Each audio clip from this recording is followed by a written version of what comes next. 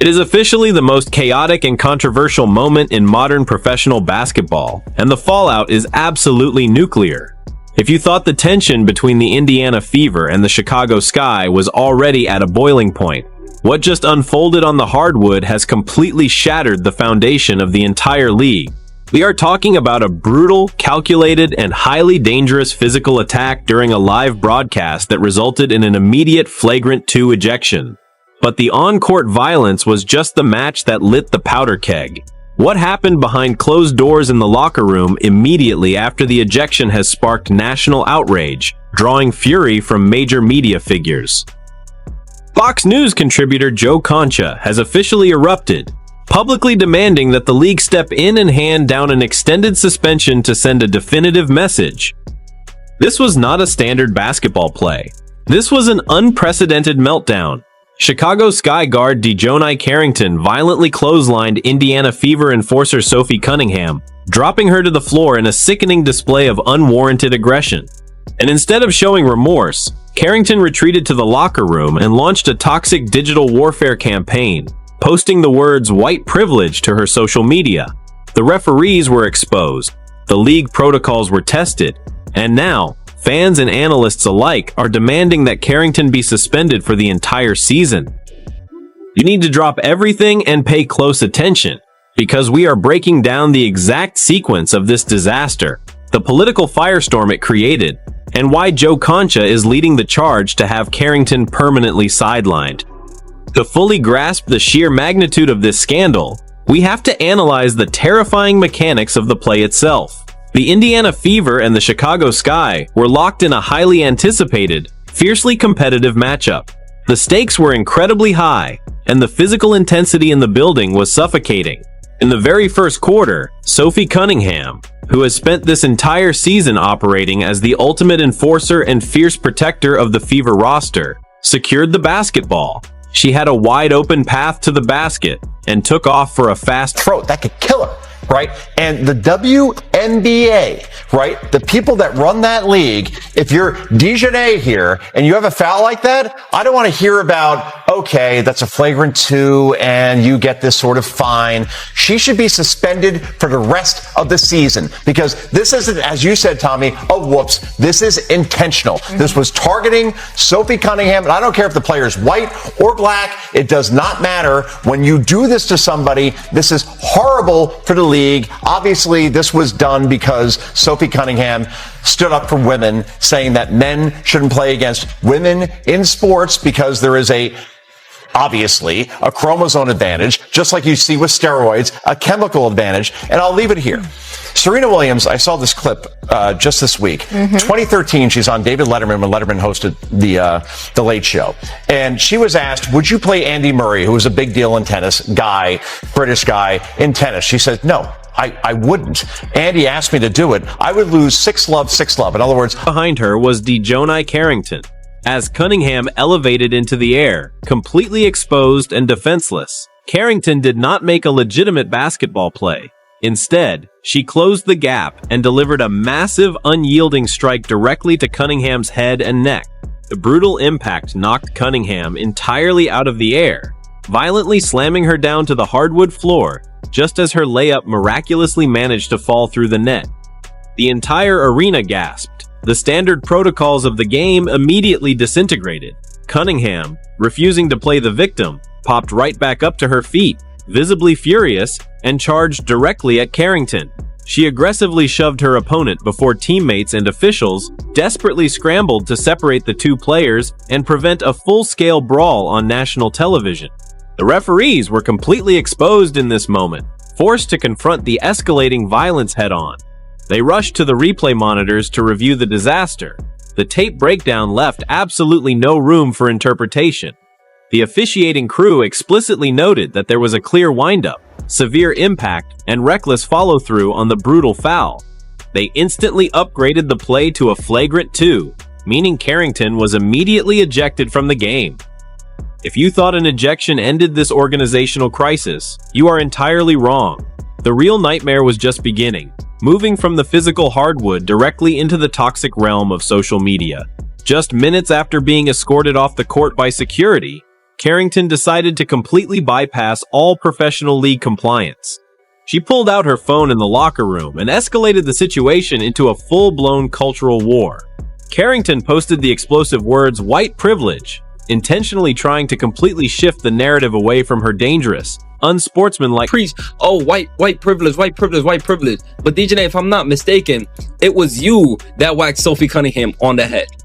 You whacked the white girl on the head, and you got a consequence for it, right? You got punished for it. And then you broke league policy because you took to the internet and posted white privilege. And then you don't even know. The rules itself says, according to the 2026 WNBA official rulebook, an ejected player or coach must immediately retreat to the team's dressing room, locker room, or leave the building entirely. However, because league policy prohibits players from using personal electronic devices or posting online until all post-game media obligations are fulfilled, they cannot use their phones while waiting in the locker room.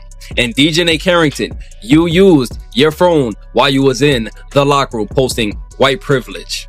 You used your phone while you was posting the next scheduled date where you play the Indiana Fever on August 23rd. And DJ, till this second, at the very time, it's 2:50 p.m. in New York right now.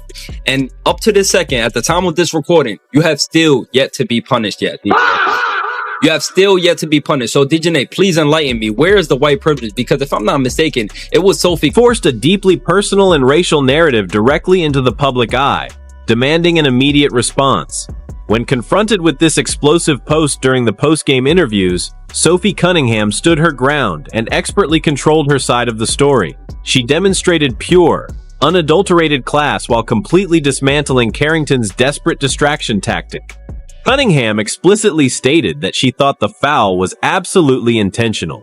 She noted that the hit was clearly unnecessary, revealing that she had never really spoken to Carrington and had no underlying beef with her, but suspected the Chicago guard simply wanted attention. When asked specifically about the toxic social media post, Cunningham expertly shut it down, declaring that there was absolutely no reason to even play that card. She pointed directly to her own history for context, noting that she herself had been ejected for a similar foul last year and fully deserved it, proving that accountability has absolutely nothing to do with race. Carrington's attempt to weaponize social media and play the victim completely backfired, exposing a deeply flawed mentality that refuses to accept responsibility for dangerous on-court actions. The sheer violence of the hit and the absolute absurdity of the locker room post did not just upset basketball fans.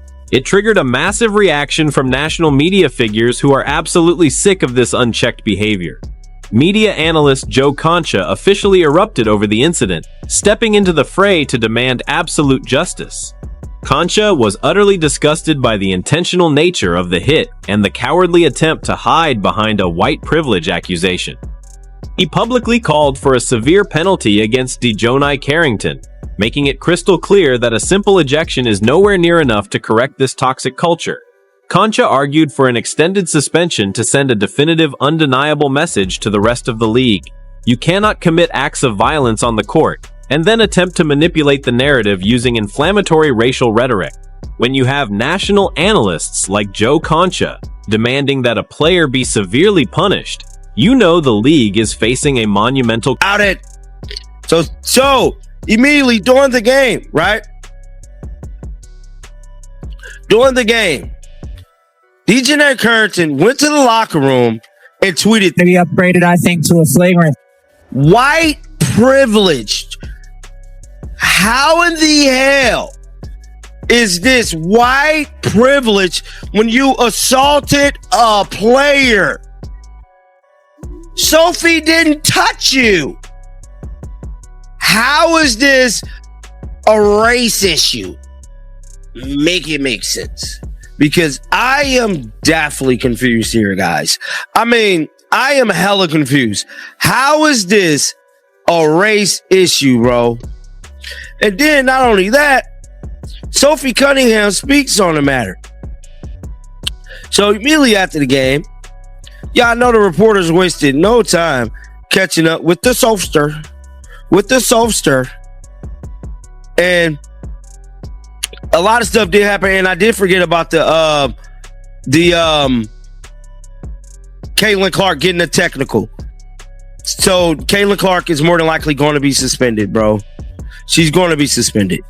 So Sophie Cunningham was asked. Sophie Cunningham, in response to DJ Carrington posting on Threads, white across the globe are completely echoing Concha's furious sentiments. The internet is flooded with demands for the WNBA to step in and suspend DJ Carrington for the remainder of the season. There is a growing consensus that allowing her to step back onto the court after a flagrant 2 headshot and a completely unhinged social media tirade would be a massive failure of institutional leadership. The referees did their job by tossing her out, but now the front office is totally exposed. If the league wants to maintain any shred of competitive integrity, they must listen to the overwhelming outrage. We are now looking at the ultimate standoff between a deeply flawed establishment and a rising demand for real accountability. The Indiana Fever ended up securing a 90-86 victory over the Chicago Sky, but the final score has become completely irrelevant. The only thing that matters now is how the league handles the DJ Carrington scandal. / arm gesture, yelled at the scoreboard. She didn't even yell scoreboard. She really said, yeah, look at the scoreboard. She wasn't even screaming. Bumped into a referee accidentally. Like, I mean, come on. Look at the technical fouls Caitlin Clark is getting. And we are going to get into why Caitlin Clark is being targeted. Look at this. Was clearly bumped into a referee. And this referee took offense to it and literally called the technical foul. Caitlin couldn't believe it, right? And you would think like, okay, that's not that bad, right? But then when you bring up another incident with Natasha Cloud during the same game, if I might add, during the same exact game, Natasha Cloud was seen pushing this same exact referee with no punishment, with no consequence. In fact, shutting DJ's claims down that this is not white privilege. In fact, this is black privilege. Let's be real with ourselves. Shout out to Rose Rance, my guy, Black and White Sports. One of the realest in this space, man. Shout out to my guy. Make sure y'all go subscribe to him. If you're not, you're living under a rock. But look at this, man. Natasha Cloud seen pushing the referee. Oh my gosh. One more time, just in case you missed it. Natasha Cloud bumping the referee. You can clearly see she's physically putting her hand on the referee's ribcage, pushing her out of the way. And the referee's like, no, Natasha, stop it. This is so attractive to me. Stop it, Natasha. I'm supposed to be professional right now. Look at this, man. This is disgusting work, man. You could put hands on the referee's bodies, on her arms. And this is, guys, I could be wrong, but this is the look of love. I don't know. This let me know if I'm tripping. This is the look of love. Play Sade, kiss of love. This is the kiss of love, man. But when Caitlin Clark gets bumped by this same exact person, Natasha Cloud. So clearly was a foul, was not called. Insane, man. Oh. Insane. And now that I'm looking at it, Natasha Cloud gave her a look. Like, you gonna let her do that to you, baby? Natasha gave her a look. Look at this. After this, look at it. She threw Caitlin Clark into her and then stared at the referee. You cannot make this up. Natasha Cloud looking at the referee like, oh, you really gonna let that happen? Look at this. This is crazy, man. And then turns her head the other way. And the referee like, nah, I'm calling it. It was too much pressure on the referee. She didn't know what to do. So instead of not calling the foul, the referee said, oh, I'm going to call a technical foul on Caitlin. I got to do something. I missed the first foul. I have to do something. The referee must have just panicked because it's like, I can't help Caitlin. I refuse to. You know, it's not even helping her. It's just doing your damn job anyways. And then you want to see more black privilege, right? Because Paige Beckers, her skin color might be white, but she's treated like a sister. If I'm not mistaken, one of her parents might be black or something like that too, right? But neither here nor there. Let's look at Paige Beckers literally bumping a referee. Look at this. The music. I mean, look at this, man. Paige Beckers literally bumping into a referee. I don't know if this is a love bump. I don't know what it is, but it didn't get a technical foul, right? So once again, privilege in this league. You know what I'm saying? But man, listen, like, if this is white privilege, I don't know what it is, man. Listen, Caitlin Clark has... Will they listen to Joe Concha and the furious public, handing down an extended suspension that permanently alters the landscape of the season? Or will they fold under pressure and allow this toxic behavior to continue unchecked? Sophie Cunningham proved that she is a warrior who will not be intimidated or dragged into a baseless social media war. She took the hit, she stood back up, and she completely destroyed the false narrative with pure, unfiltered truth. The sports world is watching carefully. The integrity of the game is hanging by a single thread. This is no longer just about a hard foul. This is about the soul of the league. We will be tracking every single development in this massive ongoing scandal as the fans wait for the ultimate verdict.